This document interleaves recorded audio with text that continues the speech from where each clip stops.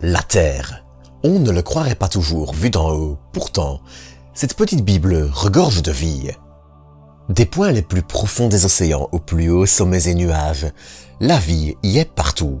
Imperceptiblement ou au contraire visible depuis l'espace, elle a envahi avec une ténacité saisissante chaque recoin de notre petit coin de galaxie. Mais alors que la vie est partout autour de nous, une question se pose. Existe-t-il, quelque part ailleurs dans l'univers et dans le système solaire, d'autres formes de vie? Aujourd'hui, pour cet épisode, j'avais envie de faire avec vous un point sur les endroits les plus susceptibles d'accueillir la vie, que ce soit dans certains coins sur Mars, les lunes glacées, Pluton, oui Pluton, et bien plus encore. Mais avant ça, je vais d'abord vous inviter à vous abonner ainsi qu'à liker, commenter et partager cet épisode. Sur ce, je vous retrouve tout de suite pour une nouvelle dose d'espace.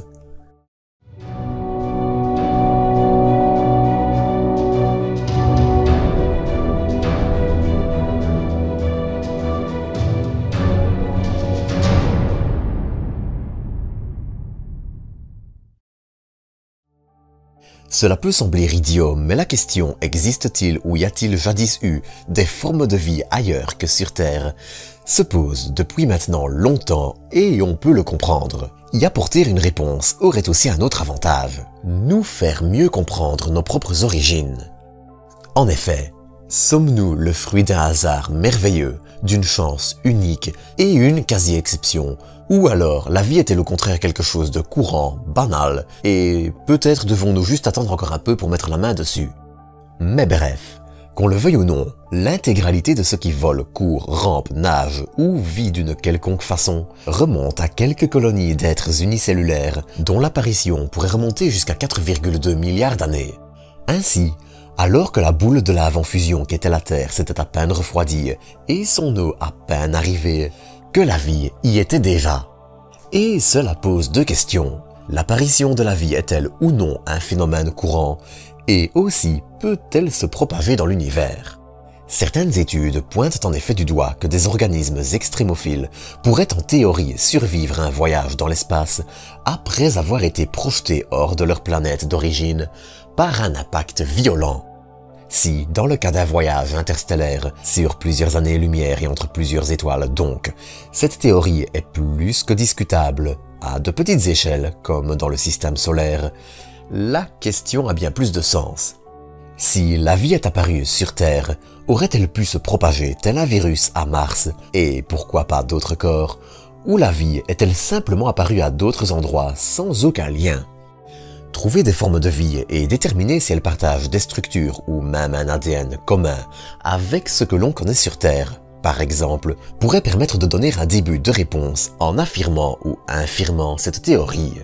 Mais justement, si l'on veut chercher de la vie dans le système solaire, quels sont les endroits les plus prometteurs? Eh bien, il va être temps de se pencher dessus. Vous l'aurez probablement vu venir, mais en première place, on retrouve Mars. Après tout, jadis, la planète a présenté des conditions très intéressantes. Volcanisme, eau liquide, et bien que la planète était considérablement plus froide que la Terre, il n'est pas du tout déraisonnable de penser qu'elle ait un jour accueilli des formes de vie bactériennes. Et si la majeure partie de la surface de notre voisine est aujourd'hui stérile, cela ne signifie pas non plus que la vie a d'office disparu de sa surface. On suppose en effet que des lacs souterrains pourraient exister près de son pôle sud. En effet, la réflectivité radar de ces zones, qui est une très bonne méthode pour sonder les profondeurs d'un objet, collerait parfaitement avec des lacs d'eau de plus de 20 km de diamètre chacun. Et ce ne serait pas surprenant. Sous l'Antarctique par exemple, on dénombre près de 400 lacs souterrains, le plus grand étant le lac Vostok, lac qui s'offre 250 km de long, 50 de large et 300 mètres de profondeur.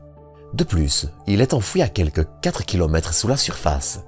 Ainsi, dans le cas de Mars, ses entrailles encore réchauffées par le peu de chaleur qu'il reste de son cœur, et à près d'1,5 km sous la surface, ces lacs pourraient être de magnifiques oasis pour la vie et présenter des conditions dans lesquelles, sur Terre, la vie foisonne. Mais l'existence de ces lacs fait encore aussi débat. Certaines analyses pointent en effet du doigt que les mêmes résultats radars seraient obtenus avec de l'argile gelée. Ainsi, il est assez difficile de dire si le pôle sud martien contient oui ou non de l'eau liquide. Néanmoins, cela ne veut pas non plus dire que quelque part ailleurs sur Mars, toute forme d'eau a disparu. Elle est, cependant, au mieux extrêmement bien cachée, et au pire totalement absente. Des endroits comme le cratère Jezero, qui était lui aussi recouvert d'eau et est maintenant exploré par le rover Perseverance, pourraient dans leurs sédiments contenir des traces de vie bactérienne passée. Ainsi, la mission de retour d'échantillons martiens prévue aux environs de 2030 pourrait permettre, si ces échantillons en contiennent, de découvrir peut-être quelques fossiles de bactéries. Enfin, vers 2028, le rover européen Rosalind Franklin devrait forer jusqu'à 10 mètres de profondeur dans la région d'Oxaplanum, un bassin dont les restes argileux pourraient eux aussi contenir des traces de vie quelques mètres sous la surface. Précisons d'ailleurs qu'il est possible, et j'insiste sur possible, que des formes de vie puissent là aussi encore persister de nos jours. Mais seulement voilà, Mars n'est pas la seule candidate intéressante non plus. Les lunes glacées pourraient-elles aussi présenter des conditions plus que propices? Dans un premier temps, bien sûr, il y a Encelade. Avec ses geysers et sa surface montrant une activité régulière et récente, ainsi que les données de Voyager et Cassini, on sait qu'il est fort probable que la Lune dispose d'un océan de près de 10 km sous ses 30 à 40 km de glace. Mais Encelade est aussi petite, très petite. Et même si elle est une cible intéressante, c'est vers Jupiter que les choses deviennent encore plus sérieuses. Ganymède, Callisto et Europe en tête disposent en effet toutes trois d'un océan d'eau liquide sous leur surface, océan dont la profondeur dépasse probablement les 100 km. Et si Encelade, qui, il ne faut pas l'oublier, est une très petite lune, ne contient que 0,2 fois l'eau de la Terre, ça monte à 2 fois pour Europe et à 30 fois pour Ganymède. De plus, la grande taille de ces lunes et la force de marée de Jupiter leur permettent de garder un cœur relativement chaud et d'ainsi rendre possible des sources hydrothermales qui seraient un environnement excellent pour le développement de la vie. Mais si vous pensez que les océans souterrains s'arrêtent à ces lunes, vous risquez d'être surpris. En effet, les données obtenues par New Horizons lors de son survol de Pluton permettent de supposer fortement la présence d'un océan d'eau liquide sous Pluton. L'effet de marée de Charon et la chaleur du cœur que la planète a emmagasiné lors de sa formation, combinés à une plus forte teneur en ammoniac et une glace plus visqueuse, auraient aidé à conserver un océan profond de 40 à 150 km sous sa surface et ce jusqu'à aujourd'hui. Charon, elle, aurait probablement eu un océan, mais la Lune étant plus petite, un refroidissement plus rapide l'aurait fait se geler il y a seulement 500 millions d'années.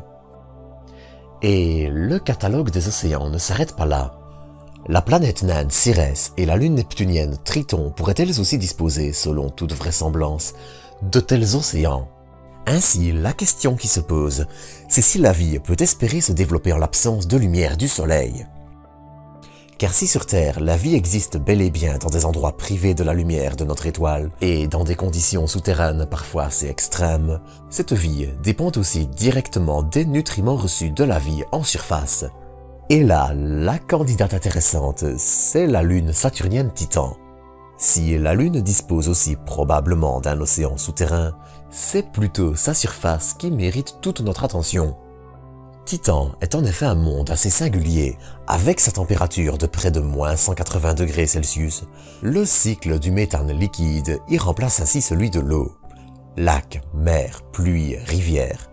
Les paysages de Titan, cachés par son épaisse atmosphère mais révélés par des missions comme James Webb ou l'atterrisseur Huygens, nous en révèlent les subtilités.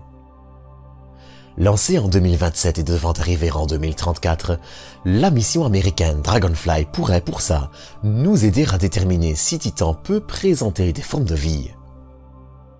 Bien sûr, sur Terre, aucune forme de vie utilisant le méthane comme solvant est connue, mais certaines théories pointent du doigt que le méthane pourrait remplacer l'eau pour l'apparition de la vie. Ce ne serait pas un solvant aussi efficace et des conditions aussi idéales, mais c'est une piste qui mérite néanmoins réflexion.